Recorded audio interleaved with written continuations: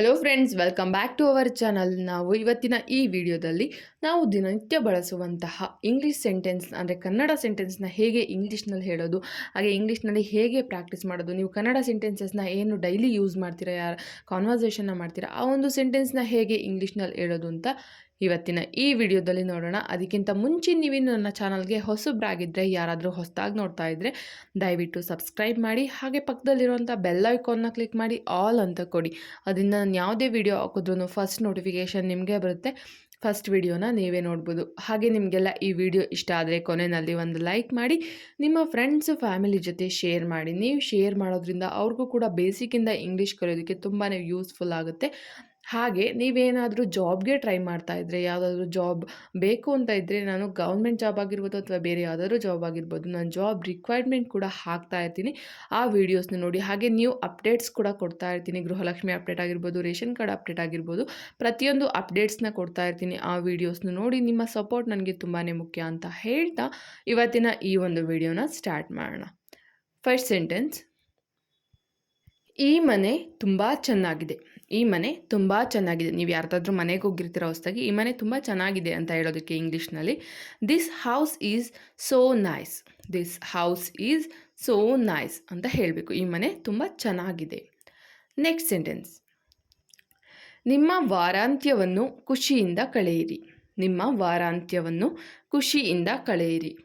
Enjoy your weekend. Enjoy your weekend. ನಿಮ್ಮ ವೀಕೆಂಡ್ನ ಖುಷಿಯಿಂದ ಕಳೀರಿ, enjoy ಮಾಡಿ. Enjoy your weekend. ನೆಕ್ಸ್ಟ್, ನಾನು ಈಗ ಒಂದು ಮೀಟಿಂಗ್ನಲ್ಲಿ ಇದ್ದೇನೆ. ನಾನು ಈಗ ಒಂದು ಮೀಟಿಂಗಲ್ಲಿದ್ದೀನಿ. ನಾನು ಇವಾಗ ಒಂದು ಮೀಟಿಂಗಲ್ಲಿದ್ದೀನಿ. ಸೊ ಬರೋದಕ್ಕಾಗಲ್ಲ ಅಥವಾ ಫೋನ್ ಕಾಲ್ ಪಿಕ್ ಮಾಡೋದಕ್ಕಾಗಲ್ಲ. ನಾನೀಗ ಒಂದು ಮೀಟಿಂಗಲ್ಲಿದ್ದೀನಿ ಅಂತ ಹೇಳೋದಕ್ಕೆ I am in a meeting ನಾವು. I am in a meeting ನಾವು. ನಾನು ಈಗ ಮೀಟಿಂಗ್ನಲ್ಲಿದ್ದೀನಿ. ನೆಕ್ಸ್ಟ್, ನನ್ನ ಇಂಟರ್ನೆಟ್ ಕಾರ್ಯನಿರ್ವಹಿಸುತ್ತಿಲ್ಲ. ನನ್ನ ಇಂಟರ್ನೆಟ್ ಕಾರ್ಯನಿರ್ವಹಿಸ್ತಿಲ್ಲ. ನನ್ನ ಇಂಟರ್ನೆಟ್ ವರ್ಕ್ ಆಗ್ತಿಲ್ಲ. My internet is not working. My internet is not working. ನನ್ನ ಇಂಟರ್ನೆಟ್ ಕಾರ್ಯನಿರ್ವಹಿಸ್ತಾ ಇಲ್ಲ. ನೆಕ್ಸ್ಟ್, ನಿಮ್ಮ ಕೆಲಸಗಳಿಗೆ ಹಿಂದಿರುಗಿ. ನಿಮ್ಮ ಕೆಲಸಗಳಿಗೆ ಹಿಂದಿರುಗಿ. Go back to your work. Go back to your work. ನಿಮ್ಮ ಕೆಲಸಗಳಿಗೆ ವಾಪಸ್ ಹೋಗಿ. ನೆಕ್ಸ್ಟ್, ಅವಳು ಹಾಸಿಗೆ ಕೆಳಗೆ ಅಡಗಿಕೊಳ್ಳುತ್ತಾಳೆ. ಅವಳು ಹಾಸಿಗೆ ಕೆಳಗೆ ಅಡಗಿಕೊಳ್ಳುತ್ತಾಳೆ. ಅವಳು ಹಾಸಿಗೆ ಕೆಳಗಡೆ ಅಡಗ್ಕೊಳ್ತಾಳೆ.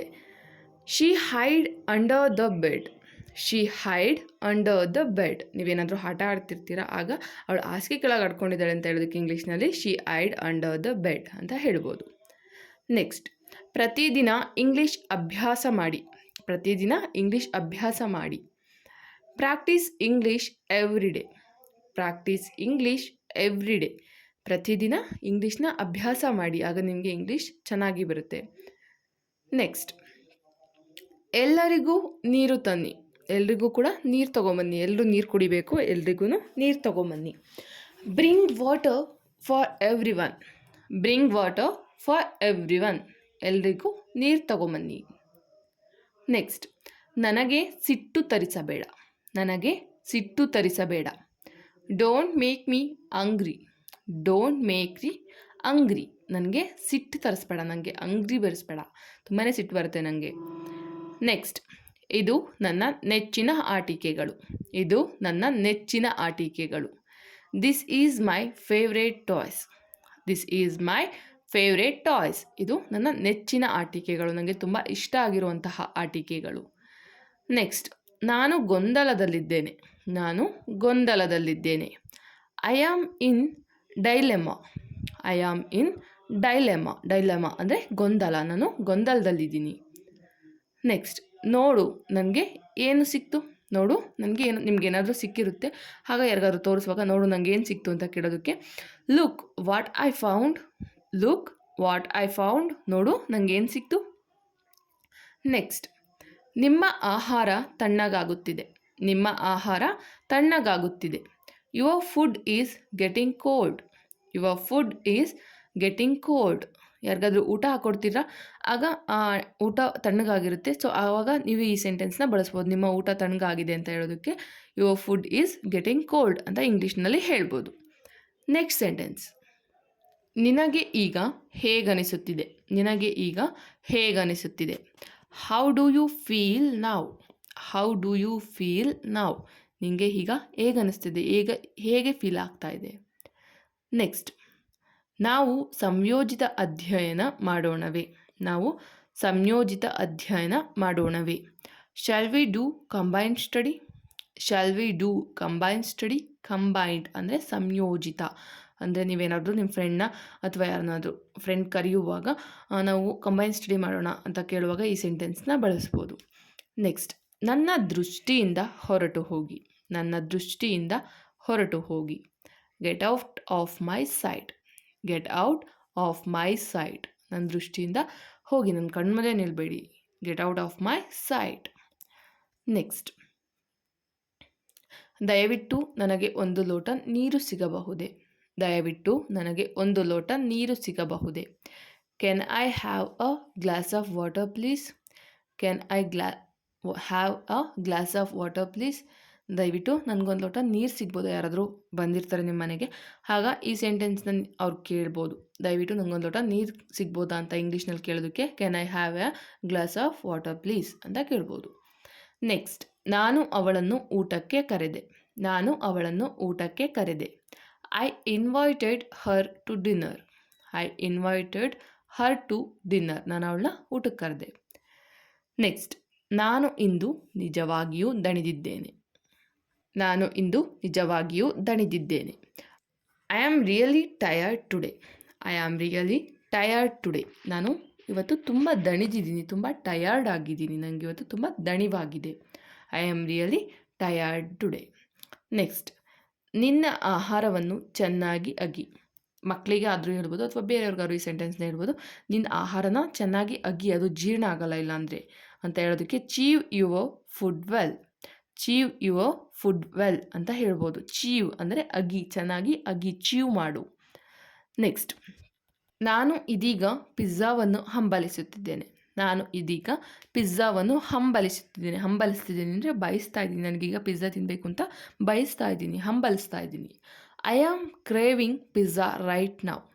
I am craving pizza right now. ನಾನೀಗ ಪಿಜ್ಜಾವನ್ನು ಹಂಬಲಿಸ್ತಾ ಇದ್ದೀನಿ.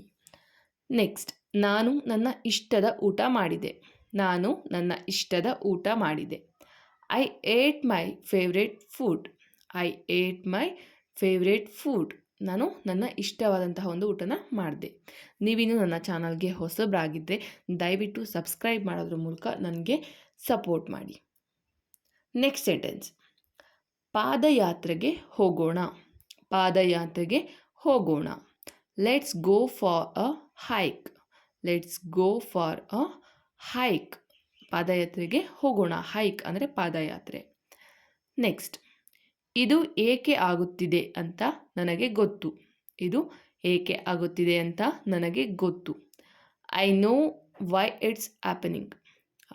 I know why it's happening.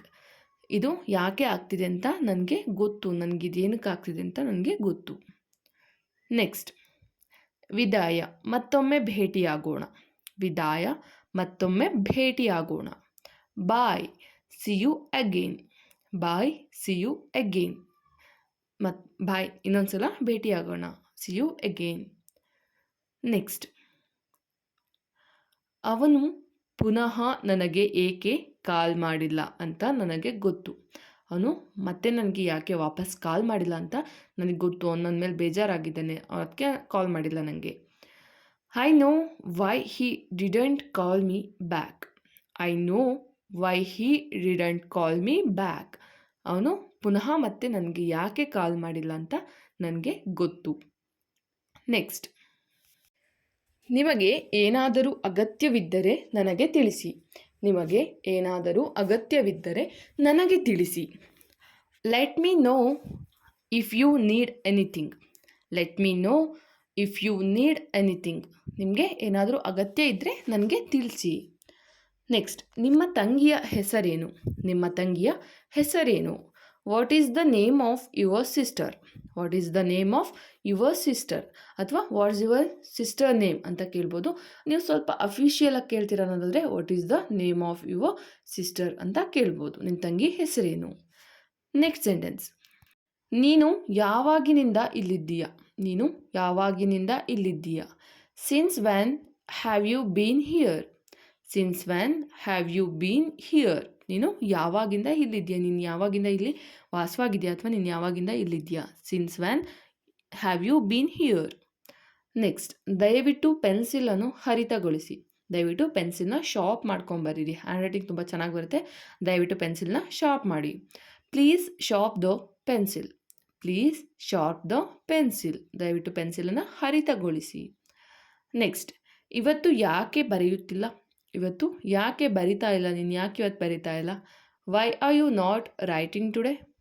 Y are you not writing today? ಇವತ್ತು ಯಾಕೆ ನೀನು ಬರಿತಾ ಇಲ್ಲ? Why are you not writing today? Next, ಇದು ನನ್ನ ನಿಯಂತ್ರಣದ ಹೊರತಾಗಿದೆ. ಇದು ನನ್ನ ನಿಯಂತ್ರಣದ ಹೊರತಾಗಿದೆ. ಅಲ್ಲಿ ನಿಯಂತ್ರಣ ಅಂತ ಆಗಿದೆ, ನಿಯಂತ್ರಣ ಅಲ್ಲಿ ಬರಬೇಕು. ಇದು ನನ್ನ ನಿಯಂತ್ರಣದ ಹೊರತಾಗಿದೆ. ಈ ಒಂದು ಸೆಂಟೆನ್ಸ್ಗೆ ನೀವು ಇಂಗ್ಲೀಷ್ನಲ್ಲಿ ಹೇಗೆ ಹೇಳ್ತೀರಾ ಅನ್ನೋದನ್ನು ಕಮೆಂಟ್ ಬಾಕ್ಸಲ್ಲಿ ನನಗೆ ತಪ್ಪದೆ ಕಮೆಂಟ್ ಹಾಕಿ.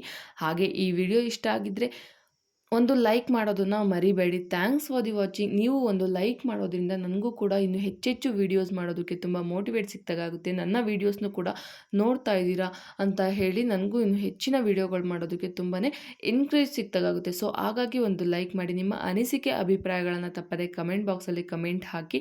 ಹಾಗೆ ನೀವೇನಾದರೂ ಜಾಬ್ ರಿಕ್ವೈರ್ಮೆಂಟ್ ಬೇಕು ಅಂತ ಇದ್ದರೆ ನಾನು ವೀಡಿಯೋಸ್ನ ಹಾಕ್ತಾ ಇರ್ತೀನಿ. ಹಾಗೆ ಗೃಹಲಕ್ಷ್ಮಿ ಅಪ್ಡೇಟ್ ಆಗಿರ್ಬೋದು, ರೇಷನ್ ಕಾರ್ಡ್ ಅಪ್ಡೇಟ್ ಆಗಿರ್ಬೋದು, ಇನ್ನು ಹಲವಾರು ಅಪ್ಡೇಟ್ಗಳನ್ನು ಕೊಡ್ತಾ ಇರ್ತೀನಿ. ಎಲ್ಲ ವೀಡಿಯೋಸ್ನು ಒಂದನ್ನು ಬಿಡದೆಲೆ ನೋಡಿ ಅಂತ ಹೇಳ್ತಾ ಇವತ್ತಿಗೆ ಈ ವಿಡಿಯೋನ ಮುಗಿಸ್ತಾ ಇದ್ದೀನಿ. ನೆಕ್ಸ್ಟ್ ಇನ್ನೊಂದು ಒಳ್ಳೆ ವಿಡಿಯೋದೊಂದಿಗೆ ಬರ್ತೀನಿ. ಬೇಸಿಕ್ಕಿಂದ ಇಂಗ್ಲೀಷ್ ಕಲಿಯುವಂತಹ ಒಂದು ವಿಡಿಯೋ ಆಗಿರ್ಬೋದು ಅಥವಾ ಬೇರೆ ಯಾವುದಾದ್ರೂ ವಿಡಿಯೋ ಆಗಿರ್ಬೋದು ಬರ್ತೀನಿ. ಅಲ್ಲಿವರೆಗೂ ನನ್ನ ಚಾನಲ್ ಇರುವಂಥ ಎಲ್ಲ ವೀಡಿಯೋಸ್ ನೋಡಿ ಅಂತ ಹೇಳ್ತಾ ಜೈ ಹಿಂದ್, ಜೈ ಕರ್ನಾಟಕ ಮಾತೆ. Keep watching my channel.